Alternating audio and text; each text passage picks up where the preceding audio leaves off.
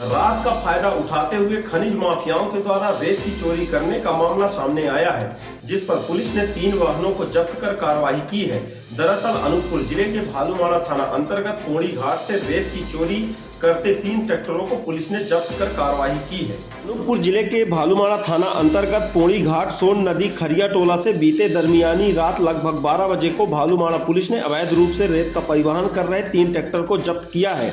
Police ने बताया कि ट्रैक्टर क्रमांक MP 65 A2034 नीले रंग की स्वराज, वाहन मालिक रामफली केवट। दूसरा ट्रैक्टर MP 65 A4588 नीले कलर की स्वराज, वाहन मालिक मनोज गुप्ता। और तीसरा ट्रैक्टर MP 65 AA3626 हरे रंग का, मालिक दीपक साहू को सोन नदी से अवैध रेत उत्खनन कर परिवहन करते हुए पकड़ा गया, जिस पर धारा 379, 414 IPC खनिज एक्ट के अधिनियम के तहत कार्रवाई की गई है। उक्त पूरे कार्रवाई में भालूमाड़ा के SI पूरन लीलाहरे, आरक्षक राजकुमार, आरक्षक करमजीत सिंह की भूमिका सराहनीय रही, जिन्होंने रात के समय घेराबंदी करते हुए ट्रैक्टर को पकड़ा और पुलिसिया कार्रवाई की।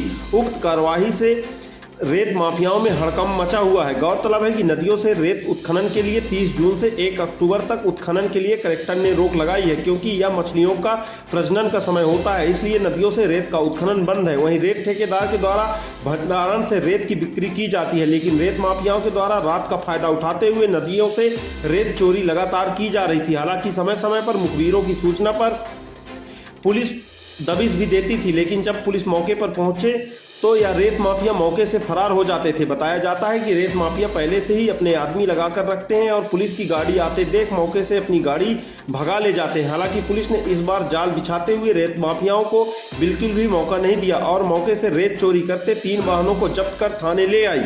बताया जाता है कि जैसे ही पुलिस ने रेत माफियाओं के वाहन पर दबिश दी, वैसे ही वाहन को छुड़ाने के लिए सिफारिश भी पुलिस के पास आने लगी, लेकिन पुलिस ने किसी की एक न सुनी व चोरी सहित खनिज अधिनियम के तहत रेत माफियाओं के विरुद्ध कार्रवाई की है। गौरतलब है कि जिले में 22 रेत खदान संचालित है। रेत ठेकेदार के द्वारा नदी पर रेत निकालने के दौरान रास्ते बनाए गए थे।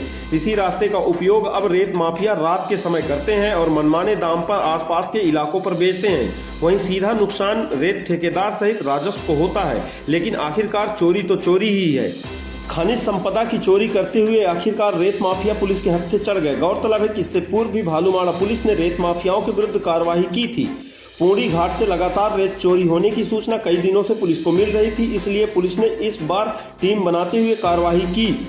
पुलिस ने बताया कि 1-2 बार कार्रवाई के लिए और गए थे, लेकिन रेत माफियाओं के गुर्गों के द्वारा सूचना माफियाओं को दे दी गई, जिससे मौके से माफिया अपने वाहन को लेकर फरार हो गए। लेकिन इस बार अलग ही तरीके से पुलिस ने कार्रवाई की, इसलिए रेत माफिया पुलिस के हत्थे चढ़ सके। वहीं इस कार्रवाई से रेत माफियाओं में हड़कंप मचा हुआ है। अब देखना होगा रेत माफिया कब तक रेत चोरी पर अपने आप को रोक पाते हैं। अंतर्गत बीती रात को 3 ट्रैक्टर पकड़ के क्या है पूरा मामला?